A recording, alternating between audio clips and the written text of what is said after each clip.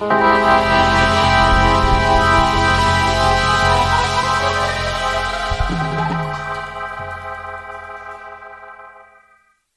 to the Fantasy Football Units podcast. I am your host, Alex Bruno, here with Jordan Hudson. We are ready for some Week 3 football. Yes, we are. Oh, my goodness. And jumping right in, we're going to get into the news for you guys.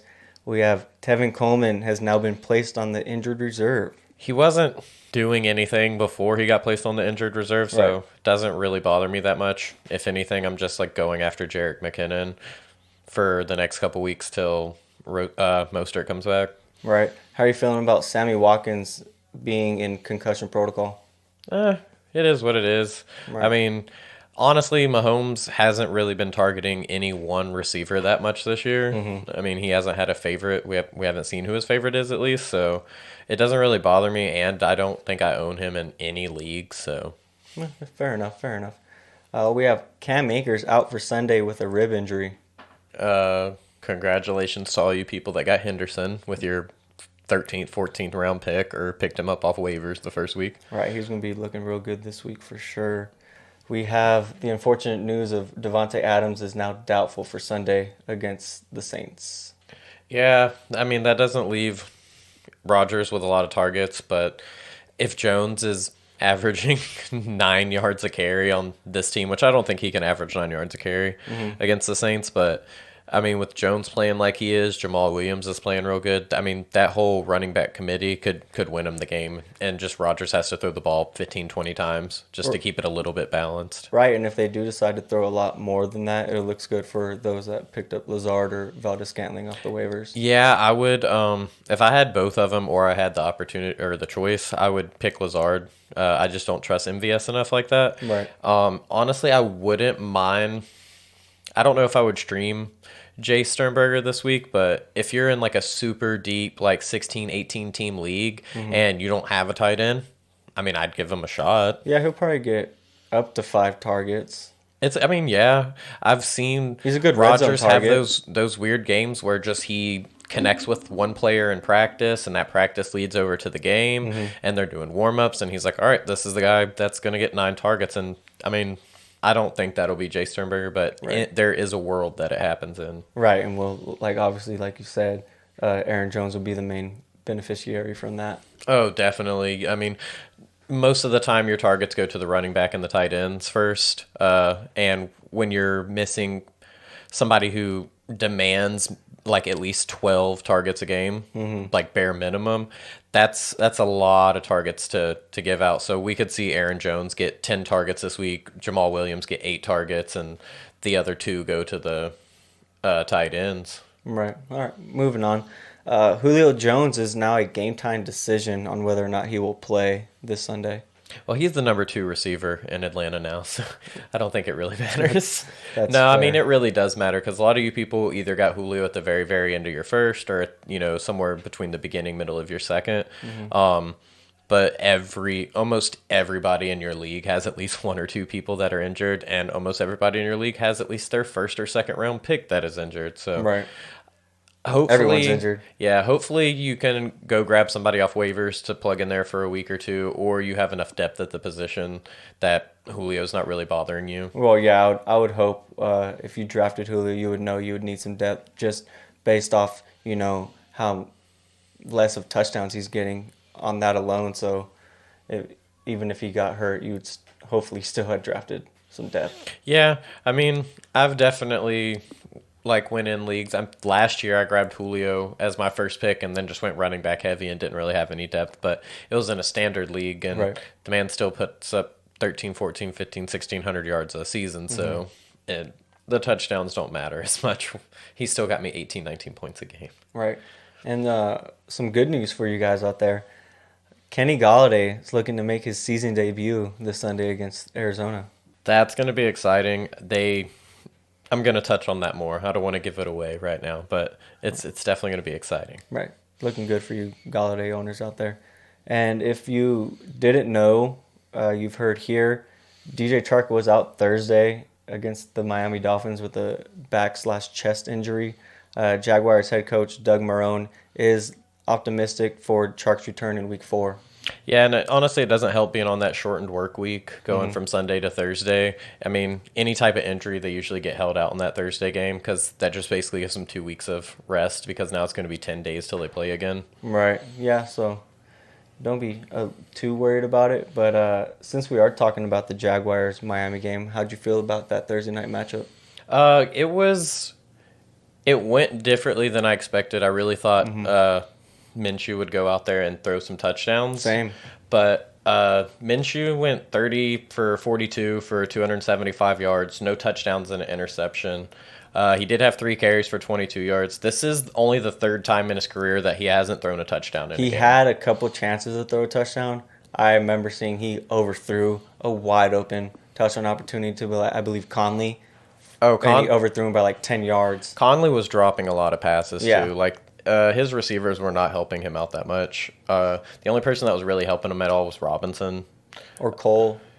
Yeah, Cole, I mean, he got 4 for 5 for 43 yards. I really thought he would get more targets this game. So did I. But he just didn't. And with D.D. Westbrook coming back, like, I honestly think he'll be droppable by week 5 or 6. Depending on what they do with Westbrook, because it didn't seem like they were really giving him the ball too much. No, I think it was just because it was his first game back. Westbrook was, I mean, he was Minshew's second favorite target last year. The man was a PPR flex like machine week in, week out. Yeah, that's fair. And with DJ Chark being out right now, he should get a lot more touches if he's out next week. Yeah, honestly, the receiver that I think benefited the most was the rookie Laviska Shenault from Colorado. I agree. He's like a utility knife there. They just keep lining him up everywhere. Yeah, I've seen him run the ball a couple times. Oh, yeah, he... let's see, how many times did he? I think he only ran the ball once this week, but he ran the ball 5 times the week before, 2 times in week 1. So, I mean, he's averaging just under 3 carries a game. He's averaging just under 5 targets a game. And I only think that number is going to go up as he gets more adapt to the offense in Jacksonville. I mean, the biggest takeaway from the Jacksonville side of the ball was James Robinson. The man's still going out there averaging over 100 yards from scrimmage. He's averaging a touchdown every game. He had 11 carries for 46 yards and 2 touchdowns. He had 2 this last game, right? He had two touchdowns, sorry. 2 touchdowns on the ground. And then he caught all 6 of his targets for 86 yards. Right. And had he had a little angle route that he took for like 27 yards or something. It was an impressive run. He like had like a good 9-10 yards after contact up in the secondary. I mean, the kid's the real deal. He really is. So you're saying now's the time definitely to cut Chris Thompson if you still have him on your roster? I mean, you probably. I mean, he hasn't done anything yet. Right. If you're in a super deep league, like I guess you got to kind of hang on to him. But I don't have him anywhere. And if I did, I would have already dropped him because of what Robinson's After week 1, I dropped him, I think. Yeah, that, and like, if anything, when Armstead comes back, if Right. they even bring him back off the IR, which, I mean, eventually they're going to have to unless they just want to roll with Robinson and Thompson for the rest of the year. But, I mean, when he comes back, I don't really see him sniping any carries. If he does, maybe 4 or 5 of them a game. He might get a goal line here or there. So it's the... I think it's James Robinson's backfield for the rest of the year. I mean, he's Goal this line year's guy. Philip Lindsay, just undrafted guy. I mean, he's way bigger than Philip Lindsay, but Yeah. I mean, but he's essentially that role. Like He's he obviously came their in goal line undrafted. Yeah, he's their goal line guy. He's their everything guy. He's the only running back in the league with over 90% of the team carries right Really? now. Yeah, he's Okay. like 90.6. Yeah, there are a 90.3. lot of RBBCs out there. Oh yeah, there's way too many this year, but it's just honestly, it's what the NFL is now. Right. It's like a lot of teams are doing the RBBC because they want to protect their investments and stuff. And especially now that running backs are demanding these big contracts, when used to you never saw a running back get a contract for more than maybe $6-7 million a year. Now they're going out there and getting these $12, $13, $14, $15 million a year deals. So they're going to protect them even more now. Well, yeah, that, and they're starting to use those committees as pace setters throughout the game. Oh yeah. All right. On the Miami side of the ball, Ryan Fitzpatrick did another great week for you if you streamed Fitzmagic. him. I mean, he only put up 160 yards, but he had 2 touchdowns, and he ran for 38 yards and another touchdown. I'll take that. Yeah. I mean, it's the second week in a row that if you streamed him, you're happy. Right. He got you a little bit over 29 points in 6-point leagues. That's and what he does. 25 points in 4-point leagues. Yeah, but next week he's going to get you 3. Well, that's what I'm saying. That's what he does. He's the streamer quarterback for when he's going to explode, and then you go and pick up someone else on the week where you know he's going to be a dud. I have to mention his name because he did score a touchdown. Jordan Howard. The man's averaging half a yard a carry, but he falls into the end zone every game. Oh my goodness. Myles Gaskin is the guy in Miami. Oh yeah. He finally went double-digit carries this week with 22 carries. He was looking for pretty good. 66 yards. Oh yeah, he wasn't looking bad. Like the yards per carry being only at 3 yards a carry, like that's not very impressive at all. But we'll see what happens with that. He did go 5 for 5 through the air with 29 yards. Devontae Parker was looking okay. He didn't get a touchdown, but still 5 for 5 for 69 yards. Gesicki made an amazing catch and like looked his way into the end zone. Yeah, he was. He got you his value. Yeah, and Preston Williams, he for the first time in his career caught all of his catches in a game. And had a touchdown. He was 2 for 2 for a whopping 7 yards and a touchdown. But like I said, it's the first time in his career he's caught 100% of his targets. So congratulations. Who is Miami playing next week? I don't even know. Hold on, I'll look right now. But like while I'm looking up who Miami's playing next week, you want to do your first starter sit? Yeah, my first start sit is Michael Pittman versus the New York Jets or Jerry Jeudy versus Tampa Bay. They're playing Russell Wilson and the Seahawks. Oh yeah, definitely don't look to start most of those players. Anyways, yeah, Michael Pittman versus the New York Jets or Jerry Jeudy versus Tampa Bay. I would pick Jerry Jeudy. Really? Yeah. Okay. I'm gonna have to go with Pittman on this one. I believe he's gonna have a better week than Jerry Jeudy. For one, the Colts are playing the Jets, like I said. And two, Rivers is already limited on targets. And with T.Y. Hilton not showing up recently in games, that just leaves more opportunity for Pittman. Also, with Paris Campbell going out, you know, who else is left, really? And when Paris Campbell went out last week, Pittman saw 92% of snaps. And so obviously he's going to be on the field this week against New York, being targeted 6 times last week. I only see that number rising, and especially getting those red zone targets. He could see some of those. It should be easy to move the ball against the Jets, especially when they have a lower graded defense. And, you know, just expect Pittman to have a big week for your team. Okay. I guess my biggest argument would be that I feel like Judy's going to be in a game that's closer, and the Colts could end up blowing out their opponents. And if they do, that means Jonathan Taylor's going to run the ball 25 times. That would be my only thing, is that Judy has probably more opportunities for touches, but Pittman could still pull it away. Yeah. I can see that with Judy. Just I don't know if I trust Cortland Sutton is out for the year. Yeah, so. but I don't know if I trust Driscoll over Rivers. I really don't trust either of them, but if I had to pick one, it'd be Rivers. That's fair. My first one is Teddy Two Gloves at the Chargers or Dwayne Haskins at the Cleveland... Dwayne Haskins at Cleveland Browns. That's tough. They both were pretty bad last week. Teddy? Okay, well, I hope I don't regret this, but I'm going to go with Haskins. Both are going on the road for the second week in a row. The only difference is Teddy's traveling clear across the country. The man's going like 3,000 miles to play his game, and Haskins is going like 800. Haskins hasn't been amazing by no means, but he also hasn't made any mistakes yet. He hasn't thrown an interception yet. He's going up against a weak defense in Cleveland who let Joe Burrow throw for 300 something yards and 3 touchdowns. Granted, he did throw the ball 61 times, and I don't see Haskins. Maybe he might hit that 40 number this week, but I have more faith in Haskins going against Cleveland than I do Teddy going against the Chargers defense, even though Melvin Ingram's out, even though Derwin James is out. I have more confidence in Haskins. Okay, that's fair. I just see Teddy, you know, he just has more weapons to throw to. And like you said, with the Chargers being injured, I see him having a pretty good game. I mean, I don't mind the weapons that are down in Washington. I mean, he's got Terry McLaurin. Antonio Gibson looked really good now that they're actually feeding him the ball. Give the man the ball. He's amazing. Yeah, I don't know why they still consider Barber or McKissick right now.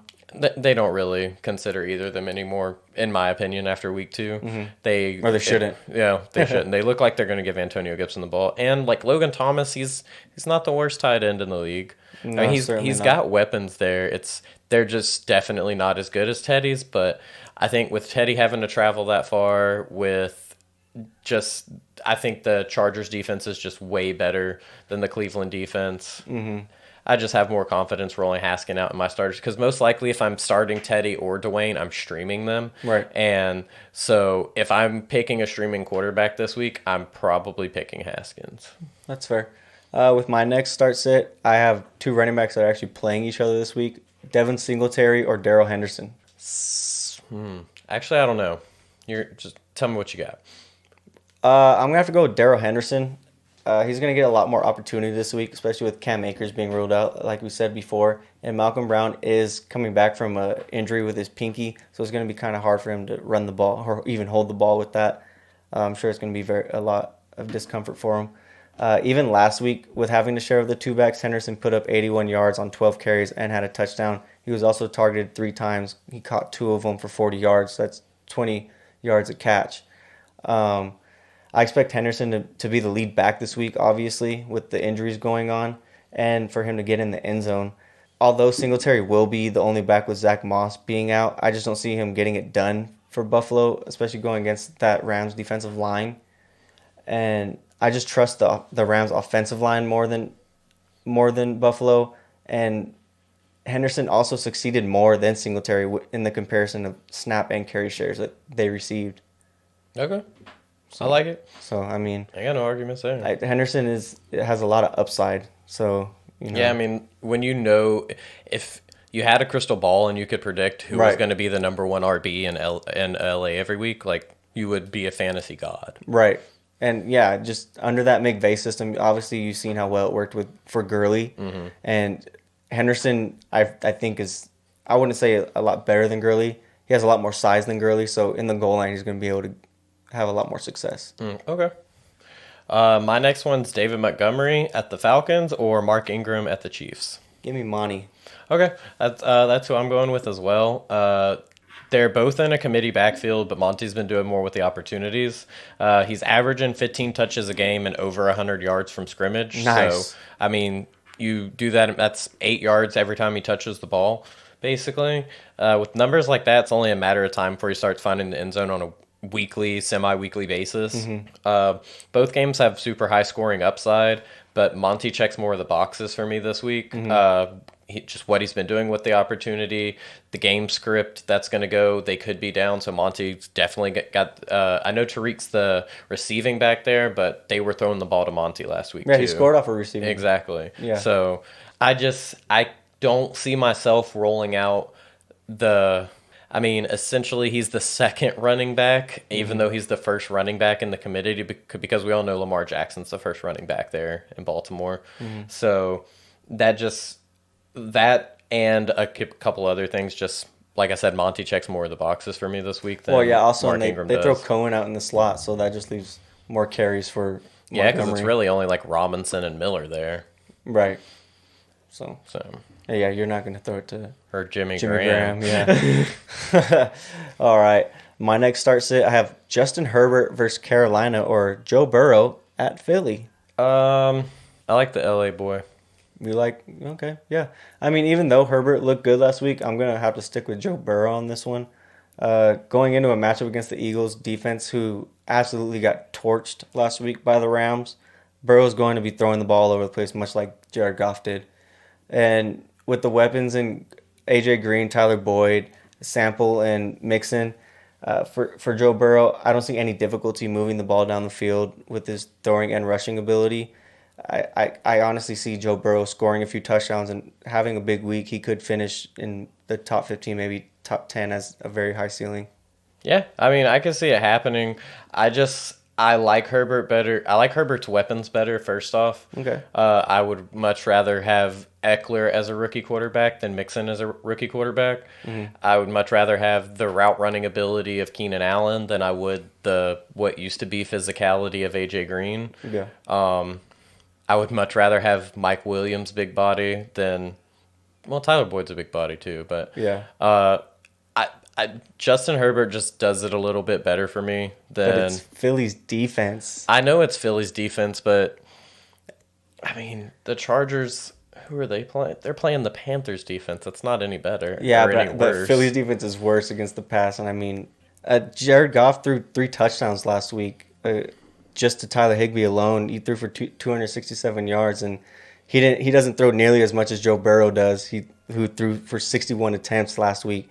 Not saying he's going to throw for 60 again, maybe 45, 50 range, but he's going to, like I said, be throwing that ball all over the field against Philadelphia. Well, I guess it really depends on if you think they're going to be down or not. They were down that whole game last week, and that's why he threw the ball 61 their times. Their defense isn't that great either, so I see Philly scoring. But Carson too. Wentz hasn't been doing anything with the ball. Like, Miles Sanders was their whole offense in week 2. Well, yeah, that's fair, and I see Miles Sanders scoring all over Cincinnati also, so I think it's going to be somewhat of a shootout. You think they're going to be playing from behind, or it will shoot out at least? So I think Joe Burrow is going to be throwing it at least 45, 50 times. Right, maybe 300 yards. We'll have to do a gentleman's bet on that one this week then. Oh, I'll take that. Okay. So my next and last start sit is going to be Kenny Golladay at the Arizona Cardinals or Chris Godwin at Denver Broncos. The reason I picked both of them is because both of them are coming back from injury, and it is very strong possibility that you could have got them in your second, third round picks, depending on where you picked. So you could be debating with yourself this week, okay, who do I roll out? Maybe it's you're most likely rolling both of them out, but you never know. You could have, that Deontay Johnson. If you got both of them, you obviously want to roll both of them out. Yeah. I don't know. Like, I would low-key probably start Deontay Johnson over both of them since they're coming back from injuries. I mean, the man's been getting over 10 targets a game and stuff like that. Okay. I mean, not that average fantasy player is going to think about stuff like that, but... That's why we're here. Yeah. I mean... Golladay or Godwin? I'll take Kenny G. Okay, well, that's who I picked. The Lions desperately needed him back. I mean, with just Marvin Jones and Hawkinson out there, you can only do so much. Then you got Godwin, who's heading into Denver for the first time in his career. I mean, he's been in the league for 4 years, and he's never been in that altitude. Not going to help. He's never played in Denver. He's not ready to play in Denver. It'll be hard to breathe for sure. And honestly, both their quarterback situations, like, they haven't been horrible, but they haven't been amazing either. So I'm putting my money on Stafford before I do Brady, and I'm expecting Golladay to finish the day with 6-7 catches, 80 yards, and a touchdown. I could see that. Just based off Stafford's, ability to throw it deep. He loves throwing the deep ball more than Tom Brady does, and that's where Golladay feasts from, is the deep ball. So, yeah, and he's really good at those crossing routes in the middle too, because he's such fast. a big body. Yeah, like, you can just throw it up there, and he can grab it out of the air too. I mean, he's more athletic than people give him off to be. Like, everybody thinks he's just some downfield threat. Oh, he's definitely slept upon. He's a physical route runner too. Like, he's obviously he's no Keenan Allen, but like as far as route running is concerned, he's probably a better overall receiver than Keenan Allen. But like, to me, Keenan Allen's the best route runner in the league. But getting a little off subject here. Right. Gosh, I just love Golladay. Like, I hate the Lions, but I love Golladay. Yeah, that's fair. I'm definitely with you on that one. I do have one more start sit. It's Evan Ingram versus the 49ers or Hayden Hurst versus the Bears. I'm going with Hayden Hurst. Hayden Hurst? All right. I'm going to have to go with Evan Ingram. Man, we have not been agreeing this week. Like, usually we're like just co-signing on everybody's starter sit. That's what makes it better. But Evan Ingram, he should see a lot more opportunity, especially with Barkley and Sterling Shepard being out. The Giants aren't going to give those extra targets to Deion Lewis or Devontae Freeman. They could get one or two. Yeah, but they're going to be distributed between Slayton, Tate, and Ingram first. So... And with the 49ers just having they're just banged up. They have a lot of players out on defense. It should be no problem at all for Ingram to come across the easy mismatch and fall into the end zone, get one of those easy jump balls, and take one deep. And with Hurst, it still hasn't been proven that he's getting those tight end targets that Matt Ryan was giving out last year to Austin Hooper. And he's still iffy for me. Coming with the Falcons when they still have Calvin Ridley, and obviously he's loving Russell Gage more than Hayden Hurst. So I don't see it for Hurst so far. I think the main reason that I'm picking Hayden Hurst is because I see what you're saying, but the sample size we only have is 2 weeks. I mean, he had 5 targets the first week and 8 targets the second week. Now, Hooper did end up finishing the year averaging 8 targets a game. And that's what Hayden Hurst had last week. He also had that amazing catch. The man scored a touchdown. He caught the ball 5 times for 72 yards. I see that I see his floor being going from like here on out. I see his floor being more of the 6-7 targets a game, not the 4 or That's 5 targets a game. that's fair. I think for me, for Hayden Hurst, I just would have to give it at least one more week to see what it's looking like. At least after this matchup, and, see maybe Matt Ryan is starting to trust him more, especially with if Julio is out this week. If Julio's for sure out this week, Hayden Hurst gets 10 targets. Yeah, I just that and But you can't count on somebody being out for your predictions. No, Like, obviously not. Obviously, you can pivot on game day. Like if it's 9:30 and they're like, "All right, Julio's not playing." All right. Right, but is Hayden Hurst going to get those touchdowns when obviously Matt Ryan loves throwing to Calvin Ridley in the end zone? Yeah, I mean it's only been 2 games. Hayden Hurst has pretty much been the only receiver that's actually been targeted in the red zone that's not named Calvin Ridley or Russell Gage. So, I mean, Or Todd Gurley failing to get in the end zone. whereas Calvin Ridley may get 50-60% of the red zone targets, Hayden Hurst's still going to get his 15-20%. And in an air raid offense that they play over there in Atlanta with the points that they put up, 10-15% of the red zone targets for a team like that is probably the equivalent to 30% on most other teams. Okay. That's There's a road for both of them to finish better than others. If it was me personally, I'm picking Hurst. That's fair. That's totally fair. We have our bold predictions for week 3 for you guys. You want to start with yours? Yeah, I'll do mine. Melvin Gordon finishes in the top 5. Okay. Again, guys, bold prediction. There's like maybe a 5-10% chance tops this will happen, but we're going to like take you down the road that it does happen. Mm-hmm. So Gordon's going up against what I still think is one of the best rushing defenses in the league. Like they held Kamara to 16 yards on 12 carries. Tampa Bay. Yes. Okay. He did get into the end zone, but that's 1.3 yards a carry, ladies and gentlemen. Mm-hmm. And then CMC, before he got hurt, they held him to 3.3 yards a carry. Mm-hmm. But that defense was not on the road, and I'm going to bring it up again. They were not in the high altitude in Denver. Defenses already do not travel well, especially when they're going essentially across the country from Tampa Bay to Colorado. Right. Like, that's a really long distance for a defense to travel. They complete change of setting too. That, and their body sees a lot more punishment than offenses do on a week in, week out basis because they're the ones doing the hitting. Right. I mean, with that being said, Gordon's looked pretty good these first couple weeks. He finished RB16 and RB18 respectively in both of his first 2 weeks. Respectively. I mean, I wasn't expecting him to finish. I mean, I thought he might have like finished the year as like the RB20, RB22, but most of us would think that. Yeah, but like finishing the RB16 in week 1 and the RB18 in week 2, that's amazing. Like, and he had Philip Lindsay in the game week 1. Mm-hmm. Philip Lindsay's most likely going to be out again this week with his turf toe. Mm-hmm. So Gordon could see 20 plus touches a game. I mean, 20 plus touches this game, sorry. And I mean, with Cortland Sutton being out, with Driscoll just coming back, I mean, we could see Melvin Gordon get more targets this week as well. So, But guys, like I said, that's why this is a bold prediction. I think most likely he'll finish closer to like RB15, RB16. Again, like he'll stay in that like mid RB2 range. But there is a road that he falls into the end zone 2 times this week and gets you 30 points and finishes as the RB4. Right. Okay. I could totally see that. Definitely. With my bold prediction, people are probably going to think I'm freaking crazy. This is why it's called a bold prediction. They should think you're crazy. I got old man Larry Fitz finishes top 15 after week 3. That would have been a bold prediction like 2-3 years ago because he's just been a consistent like RB24. Mm-hmm. But he's still in the 30s so far. Mm-hmm. And he's just continuing to show that he's a force to be reckoned with regardless of his age. Just last week, he hauled in all 7 of his targets for 50 yards against the football team. And still my favorite mascot right now.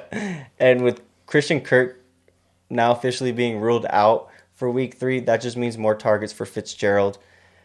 And did I mention they're going against the Lions, who got embarrassed last week through the air? They more got embarrassed on the ground. Well, they just got embarrassed defensively. But yeah, they did put up some numbers in the air too. Yeah, and as long as DeAndre Hopkins is going to be, the main focus for the defense, they're probably going to have to double team him. Obviously, it's just going to be that much easier for Larry to get open and have those big play opportunities. I I honestly see Larry getting in the end zone and getting at least 10 targets, maybe 100 yards. And like I said, he could finish top 15. Okay. It's funny that you're talking. I'm going to talk about another Cardinals character, another Cardinals player. My absolute unit of the week, which guys who didn't catch our last episode, our absolute unit of the week is somebody we think is going to finish pretty much number one at their position that week. And my absolute unit of the week is Kenyon Drake. Ah, you're such a homer.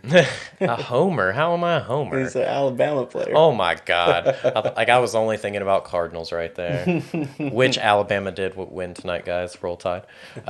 Kenyon Drake is my absolute unit of the week for week 3. He's going up against the Lions defense that gave up almost 5 yards a carry to David Montgomery and gave up over 9 yards a carry to Aaron Jones last week.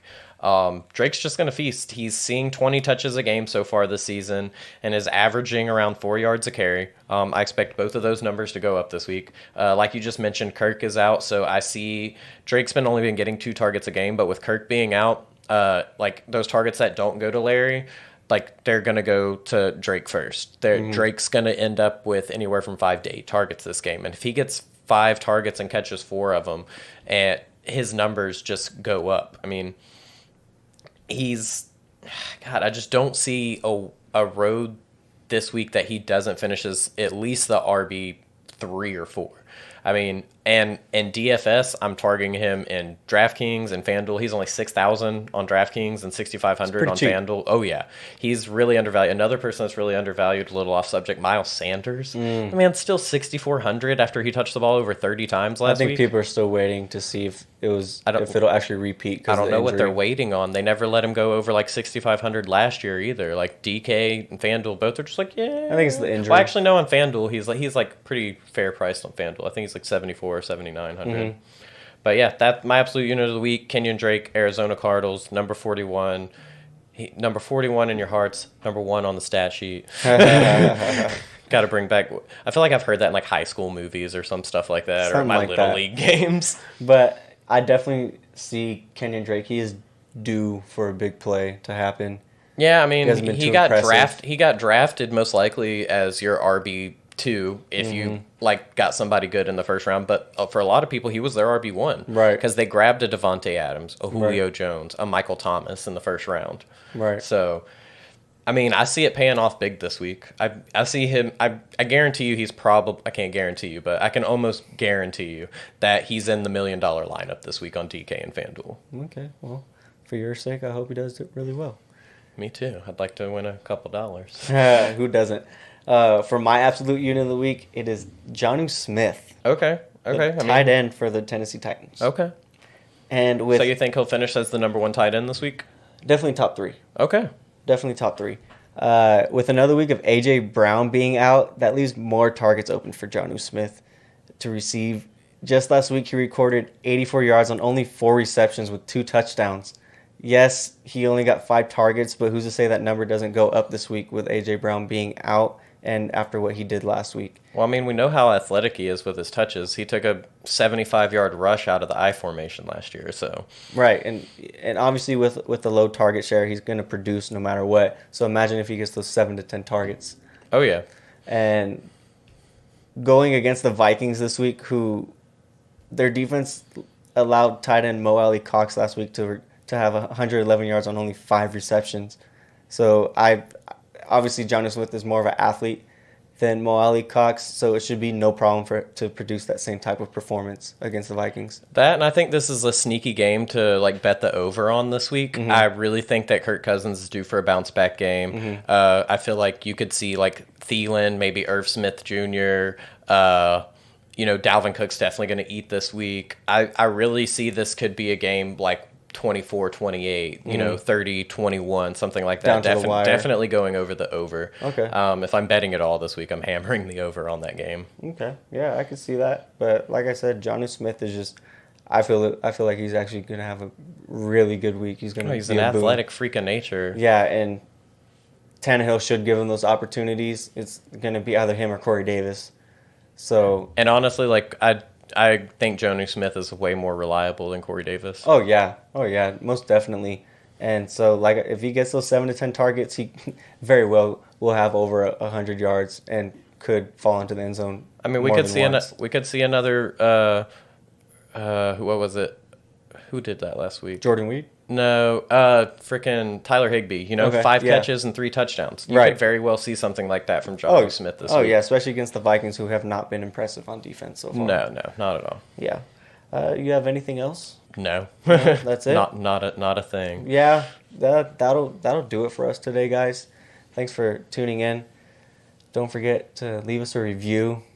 Yeah, even if it's bad, we still want to hear Yeah, it. we want to get any feedback that you're dishing out, definitely. Guys, don't forget you still got about 12, 14 hours to get in those start-sit questions. It's kind of too late for you to be picking up waivers at this point. All the good ones are already gone. But good luck this week, guys. Just keep tuning in every week to us to, gain that advantage on the weekly competition. Yeah, and don't forget to hit us up on Instagram at the Fantasy Football Units and Twitter at Fantasy Units. Once again, with those start-sit questions, DFS lineups, anything Our Gmail? Yeah, our Gmail is at thefantasyfootballunits@gmail.com. You could also email us there. We will be more than happy to answer the questions for you to help you succeed. Yeah. And just remember, guys, come with us if you want to win. Be well, Unit Gang.